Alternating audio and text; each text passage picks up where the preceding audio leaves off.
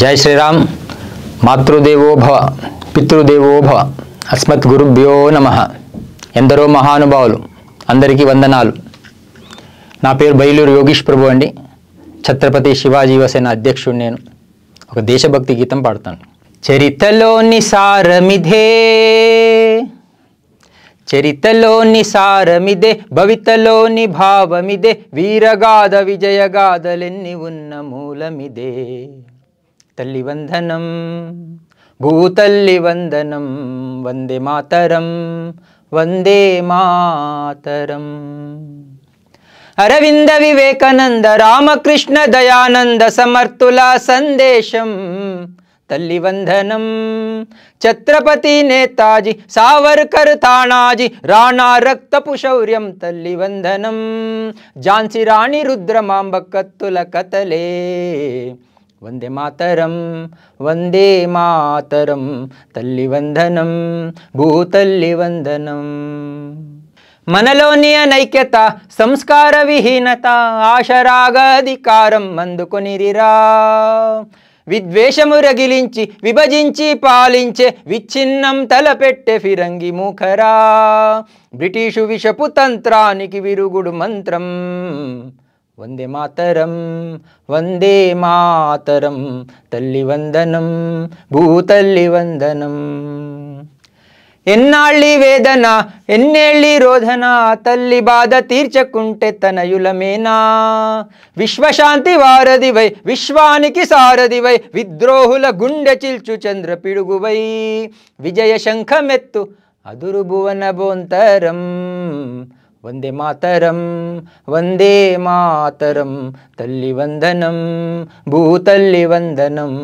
వందే మాతరం అంటోంది తరం. బోలో భారత్ మాతా కీ జై. దేహం కన్నా దేశం గొప్పదని బతికే వ్యక్తినండి. గత 40 సంవత్సరాల నుంచి నేను దీక్షలో ఉన్నాను. శ్రద్ధాభక్తి కావాలి. అనుకోకుండా అమెరికా నుంచి కుర్రవాడు వచ్చాడంట భారతదేశానికి. గురుగారు ఆయనను కాశీ తీసుకెళ్లారంట. గురుగారు ఆయన గంగా నది స్నానానికి తీసుకెళ్ళి చెప్పారంట, శ్రద్ధాభక్తితో స్నానం చేయవయ్యా అన్నారంట. కుదరదు గురుగారు అన్నారంట. ఎందుకు అని అడిగారంట. మా అక్క పేరు శ్రద్ధ అండి, మా చెల్లెల పేరు భక్తి అండి, వాళ్ళిద్దరు అమెరికాలోనే ఉన్నారు, నేను ఒంటరిగా వచ్చా స్వామి అన్నారంట. మన జీవితంలో మన పేర్లు శ్రద్ధాభక్తి పేరు వరకే కాకూడదండి. శ్రద్ధాభక్తి పరిపూర్ణంగా ఉండాలి. ఆ గురువుల పట్ల ఉండాలి, ఆ తల్లిదండ్రుల పట్ల ఉండాలన్నమాట. తల్లిదండ్రులను నాకు పార్వతీ పరమేశ్వరుగా భావిస్తూ పెరిగిన వ్యక్తిని నేనన్నమాట. తల్లి ఏం చేస్తుందంటే పిల్లల్ని సంకలో కూర్చోబెట్టుకుంటుందండి. తల్లి దృష్టి ఎక్కడి వరకు వెళ్తుందో ఆ పిల్లవాడి దృష్టి కూడా అట్లనే అక్కడి వరకే వెళ్తుందండి. కానీ తండ్రి అట్లా కాదండి. తండ్రి తన పిల్లవాడిని భుజం పైన కూర్చోబెట్టుకుంటాడండి. ఎందుకు అంటే తండ్రి దృష్టి ఎక్కడి వరకు వెళ్తుందో దానికన్నా గొప్ప దృష్టి, దూరదృష్టి ఆ పిల్లవాడిది ఉండాలన్న ఒక భావన తండ్రికి ఉంటుంది.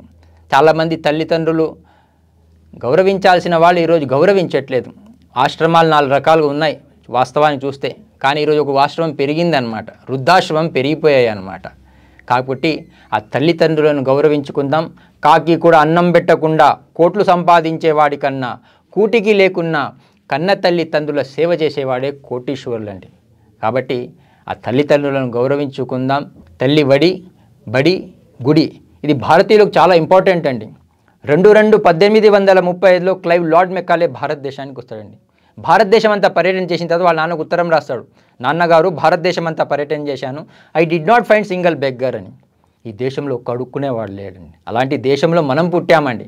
కానీ ఈరోజు అందరు అడుక్కుంటున్నారండి. ఒకడు గుడి బయట అడుక్కుంటున్నాడండి, ఒకడు గుడి లోపల అడుక్కుంటున్నారండి. 2 రూపీస్ కావాలని అడుగుతున్నారండి. పీస్ కావాలని ఎవరు కోరుకోవట్లేదండి. కానీ ఒక ప్రపంచ శాంతిగా ఉండాలి, అందరూ ఆరోగ్యంగా ఉండాలి. ఆ ప్రపంచ శాంతి దిశగా నా యాత్ర సాగుతూ ఉంది అన్నమాట. ఈ దేశంలో వ్యభిచారం లేదు, ఈ దేశంలో దొంగతనాలు లేవు. కానీ ఈ దేశంలో ఒకటి ఉంది. ఏముంది అంటే గురు పరంపర ఉంది. గురు ఏం చెప్తే శిష్యులందరూ వాళ్ళ మాటలే వింటారు, వీళ్ళు వేరే వాళ్ళ మాటలు వినరు. అందుకే ఈ దేశం చాలా సమృద్ధిగా ఉంది. ఈ దేశాన్ని నాశనం చేయాలి అంటే నా దగ్గర ఒక సిస్టమ్ ఉంది, ఇంప్లిమెంట్ చేస్తే 200 సంవత్సరాలు వీళ్ళు కొలాప్స్ అవుతారని ఉత్తరం రాస్తాడండి. అది మెకాలే ఎడ్యుకేషన్ సిస్టమ్ అండి. ఒకవేళ ఇంగ్లీష్ భాష వీళ్ళకి నేర్పిస్తే వీళ్ళ భాష మర్చిపోతారు. వీళ్ళ భాష మర్చిపోతే వీళ్ళందరికీ ఒక భావన ఉంది. ఏంటి ఆ భావన? వీళ్ళందరినీ నా వాళ్ళుగా భావిస్తారు. ఆ భావన ఏనాడైతే కొలాప్స్ అయిపోతుందో ఈ దేశం ఆటోమేటిక్ కొలాప్స్ అయిపోతుంది అని చెప్తాడండి. మనకి ఈరోజు ఆ భావన లేదండి. ఉదయం లేస్తే ఆంధ్రానా, తెలంగాణనా, కమ్మ, రాజా, రెడ్డి అని కులమతాల మధ్యలో మనం డివైడ్ అయిపోయి ఉన్నామండి. మనమందరం భారతీయులమన్న భావన మనలో రావాలి అండి. ఆ మధ్య నేను మియాపూర్ సిగ్నల్ దగ్గర ఉన్నానండి. పక్క కారు వాడు ఇట్లా అన్నారంటే అద్దం దింపానండి. నా కారులో శ్రీ శ్రీ శ్రీ తిద్దండి చిన్నజీయర్ స్వామివారి ఫోటో ఉండేది. ఆయన నన్ను అడిగాడండి, చిన్నజీయర్ స్వామివారు ఆంధ్రానా తెలంగాణ అని అడిగాడండి. నేను వాడిని సూర్యుని చూపించానండి. నేను వాడిని అడిగానండి, సూర్యుడు ఆంధ్రానా తెలంగాణ అని. సూర్యుడు ఆంధ్రానా తెలంగాణ అంటే అందరి వాడండి, గురువు అందరి వాడు. అందుకే గురు బ్రహ్మ గురు విష్ణు గురుదేవో మహేశ్వర గురు సాక్షాత్ పరబ్రహ్మ తస్మై శ్రీ గురవే నమః అన్నాడు. మనిషి జీవితంలో మనిషి అన్నవాడికి ఒక గురి ఉండాలండి. ఆ గురి చేయడానికి ఒక గురువు కావాలన్నమాట. గురువు అంటే అజ్ఞానం నుంచి జ్ఞానం వైపు తీసుకెళ్లేవాడు. అందుకే జీవితంలో 4 కష్టమైన పనులంట. చీమకి లిప్స్టిక్ పెట్టలేమంటండి, దోమకి చీర కట్టలేమంటండి, ఏనుగుని ఒళ్ళో కూర్చోబెట్టుకోలేమంట, మనిషిని తృప్తిపరచలేమంటండి. డబ్బా పాలు తాగి అందరూ డబ్బు డబ్బు అంటున్నారండి. తల్లి పాలు తాగిన వాడినండి. తల్లి భారతమాత కోసం బ్రతకాలనుకుంటున్నాను, బ్రతుకుతున్నాను. విశ్వాసం కావాలి. భగవంతుడిని నమ్ముకోండి అన్నారండి. ఎక్కడైనా భగవంతుడిని అమ్ముకోండి అని చెప్పారండి? చెప్పులు ఏసీ రూమ్లో పెట్టి అమ్ముతున్నాడండి. భగవంతుడిని రోడ్డు మీద పెట్టి అమ్ముతున్నారు. కాబట్టి మనం అమ్ముకునే వాళ్ళం కాదండి, నమ్ముకునే వాళ్ళం. పరిపూర్ణమైన విశ్వాసం కావాలి. విశ్వాసం కావాలి అంటే, అందరూ జీవితంలో బాగుపడాలి అంటే భగవద్గీత చదవాలండి. ఒక టాయిలెట్కి టూలెట్కి తేడా తెలియని వ్యక్తిని మీ ముందు మాట్లాడుతున్నానండి. విశ్వాసం కావాలి. అనన్యా చింతయంతో మాం హే జనా పర్యుపాసతే తేషాం నిత్యాభియుక్తానాం యోగక్షేమం వహామ్యహం అంటాడు భగవంతుడు భగవద్గీతలో. విశ్వాసం కావాలి. టీచర్ పిల్లవాడిని అడిగిందంటండి, జగన్నాథ్ టెంపుల్ ఎక్కడుంది అని. పూరి జగన్నాథ్ అంటారు కదండి. పిల్లవాడు తెలుసు కాబట్టి పిల్లవాడు పూరి అని రాశాడంటండి. వెనుక వాడు కాపీ కొట్టాలంటండి. వాడు అనుకున్నాడంట, నేను పూరి రాస్తే టీచర్ తెలిసిపోతుందని వాడు చపాతి అని రాశాడంటండి. 2 ఆన్సర్ పేపర్ టీచర్ దగ్గర వెళ్ళిందంటండి. టీచర్ కూడా ఆన్సర్ తెలియదంటండి. టీచర్ నెత్తి గొక్కుంటుందంటండి, ఎన్ని మార్కులు వేయాలి అని. టీచర్ అనుకున్నదంటండి, పూరి అయినా చపాతి అయినా గోధుమ పిండితోనైందని ఇద్దరికి 100 మార్కులు వేసేసిందండి. మన జీవితంలో ఎప్పుడు కాపీ కొట్టకూడదండి. మన సమస్య అంతా పక్కింటి మీదనే ఉంటుందండి. ఇంట్లో కరెంట్ పోయిందనుకోండి, ఫస్ట్ సడన్గా పక్కింట్లో తొంగి చూస్తామండి. అక్కడ కూడా పోతే మనకు తృప్తి అండి. అనుకోకుండా దేవుడు ఇంటికి వచ్చాడంటండి. ఏమైనా కావాలి అంటే కోరుకోమన్నారంటండి.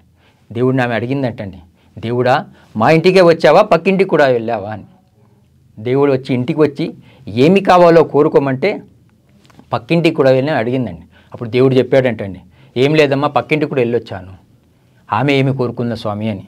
నీకేం కావాలి అని కోరుకోమంటే ఆమె ఏమి కోరుకున్నది అని. అప్పుడు దేవుడు చెప్పాడంట, ఆమె నీకు ఏది ఇచ్చినా దానికి డబల్ ఇమ్మని కోరుకున్నదండి అని.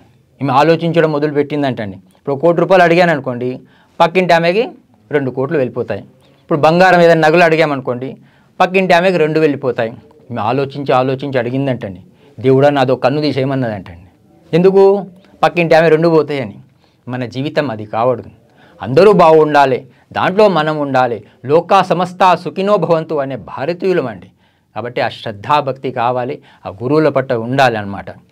ఒక శవం వెళ్తూ ఉంటుందంటండి, అటు నుంచి పెళ్లి కూతురుని తీసుకొస్తూ ఉంటారంటండి. అప్పుడు ఈ శవం ఆ పెళ్లి కూతురు చెప్తుందంటండి, అమ్మా నిన్ను 4 మోస్తున్నారు, నన్ను 4 మోస్తున్నారు, నీకు పూలదండ వేశారు, నాకు పూలదండ వేశారు, నీకు బొట్టు పెట్టారు, నాకు బొట్టు పెట్టారు, నీకు చీర కట్టారు, నాకు చీర కట్టారు. కానీ ఒకటి మర్చిపోకమ్మా, ఒకప్పుడు నేను నీ పొజిషన్లో ఉన్నా, నేను పెళ్లి కూతురుగా ఉన్నా, కానీ ఒకరోజు నువ్వు నా పొజిషన్ రావాలని శవం చెప్తుందంటండి. అందరం పోయేవాళ్ళమండి. ఈ మనిషి జన్మ సార్థకం కావాలి. తల్లిదండ్రులు జన్మనిస్తారండి, గురువు జన్మ లేకుండా చేస్తారన్నమాట. అలాంటి గురు పరంపర ఉన్న దేశంలో, భారతదేశంలో మనం పుట్టామండి. ఎంత గర్వపడాలండి. 1835 కన్నా ముందు భారతదేశంలో 7,50,000 పల్లెటూర్లు ఉండేయండి. 7,32,000 గురుకులాలు ఉండేయండి. మనం జగజ్జనని పుత్రులం అంటాడండి స్వామి వివేకానంద. 1000 సార్లు ఓడిపోయినా మళ్ళీ ప్రయత్నం చేయమంటాడండి. అందుకే టైగర్తే గొప్పవాళ్ళు కారండి, ట్రై చేస్తే గొప్పవాళ్ళు అవుతారు. యువకులకు ఒకటే చెప్తున్నాను, ఉదయం లేస్తే పూరి గురించి ఆలోచిస్తారండి, సాయంత్రం అయితే పూరి గురించి ఆలోచిస్తున్నారండి. కానీ నేను ఆ పూరి జగన్నాథ్ గురించి ఆలోచించి పెరిగిన వ్యక్తినండి. నాకు నా గురువుల పట్ల, నా తల్లిదండ్రులు చెప్పిన మాట పట్ల విశ్వాసం అండి. విశ్వాసం కావాలి. కాబట్టి ఆ శ్రద్ధాభక్తితో, ఆ విశ్వాసంతో మనం ముందుకు సాగుతూ ఉందాం. ఏదైనా కూడా తల్లిదండ్రులను గౌరవించాలండి. నేను ఎన్నిసార్లు ఎక్కడికి వెళ్ళినా కూడా అదే చెప్తూ ఉంటాను. కాబట్టి జీవితంలో ఇద్దరు జ్యోతిష్యులండి. ఒకటి మొదటి తల్లి, అది నీ మనసును అర్థం చేసుకుంటుందండి. ఒకటి తండ్రి, నీ భవిష్యత్తు గురించి చెప్పేవాడు మీ తండ్రి అండి. చిన్నప్పుడు మా నాన్నగారు నన్ను కాళ్ళ మీద కూర్చోబెట్టుకున్నారండి. 1982 అండి. కుకట్పల్లిలో ఉండేవాళ్ళం, రామాలయం దగ్గర ఉండేవాళ్ళం. ఒరే నాన్న, నువ్వు చదువుకున్నావంటే నీకు ఒక గ్లాస్ మంచినీళ్ళు ఇస్తారా, నువ్వు చదవలేదంటే ఒక గ్లాస్ మంచినీళ్ళు ఇవ్వాల్సి వస్తుందిరా అని చెప్పాడు. సింపుల్గా చెప్పాడు మా నాన్నగారు. అంతే, చదివితే ఆఫీసర్ అవుతావు లేకుంటే ప్యూన్ అవుతావు అని. కానీ మా అమ్మగారు ఒక మాట చెప్పేవారండి, నేను బతికుండనే నువ్వు బతికుంటావు, ఈ వ్యక్తి 40 ఏళ్ల తర్వాత ఒక గొప్ప వ్యక్తి అవుతాడు అని. విశ్వాసం అండి. మా నాన్నగారు నన్ను నువ్వు గొప్ప వ్యక్తి అవుతారన్నారు కాబట్టి నేను 40 సంవత్సరాల నుంచి కృషి చేస్తున్నానండి. కృషి ఉంటే మనుషులు ఋషులు అవుతారని విన్నాను. తింటే పశువుల విలువ పెరుగుతుందంటండి. అవు బాగా మేత పెట్టామనుకోండి దాని విలువ పెరుగుతుంది. వింటే మనుషుల విలువ పెరుగుతుందంట. కాబట్టి ఆ గురువులు చెప్పింది ఎవరు చెప్పినా కూడా ఆ గురువులు చెప్పింది మనం శ్రద్ధాభక్తితో వింటూ మన జన్మని సార్థకం చేసుకోవాలి. నేను 1990లో మిర్జాపూర్ జైల్లో ఉన్నానండి. అయోధ్య విషయంలో ఉన్నాను. నాకు మా నాన్నగారు ఇక్కడ చనిపోయారండి. నేను వచ్చే వరకు 9 రోజులు దాదాపు అయిపోయి ఉండండి. కానీ ఆ 3 రోజులు మాకు తిండి దొరికినప్పుడు నాకు ఒక కవిత్వం రాశానండి. నేను తిండి దొరకలేదని బాధపడొద్దనుకున్నా, తిండి దొరకలేదని బాధపడొద్దనుకున్నా, తొండి ఆట ఆడొద్దనుకున్నా, తాడుబండు ఆంజనేయ స్వామిని నమ్ముకున్నా, తోడు బండలో ఉన్న భగవంతుని పెట్టుకొని తిరగాలనుకున్నా, తిరగని ఊరు తిరగాలనుకున్నా, తరగని ఆస్తిని సంపాదించాలనుకున్నా, తిరిగి అలసిపోవద్దనుకున్నా, తిరిగిరాని ఊరు చేరాలనుకున్నా, తూర్పు తిరిగి దండం పెడుతున్నా, తీర్పు అయోధ్యది వచ్చే వరకు నిద్రపోవద్దనుకున్నా, తల్లిదండ్రులను ఆదర్శంగా తీసుకున్నా, తల్లి భారతమాత సేవలో ఉండాలనుకున్నా, తండ్రి బాటలో నడవాలనుకున్నా, త్రికరణ శుద్ధితో భారతీయుల సేవలో ఉండాలనుకున్నా, త్రివర్ణ పతాకాన్ని పాకిస్తాన్లో ఎగరేయాలనుకున్నాను రాసిన అనమాట. ప్రపంచమంతా మనదే అనమాట. భావన కావాలి, శ్రద్ధ కావాలి, భక్తి కావాలి. కాబట్టి అందరం ఆ శ్రద్ధాభక్తి కొని ఈ దేశ సంపద అంతా మనదన్న భావనతోని మనం అందరం కలిసి నడుద్దాం. చెప్తూ వెళ్తే ఎంతసేపు అయినా చెప్పొచ్చండి. నా గొప్పతనం కాదనమాట, అది గురు కృప అనమాట. మనం భగవంతుని పట్టుకున్నాం అనుకోండి ఎప్పుడైనా జారిపోవచ్చండి. అదే భగవంతుడు మనల్ని పట్టుకున్నాడు అనుకోండి జారనివ్వడండి.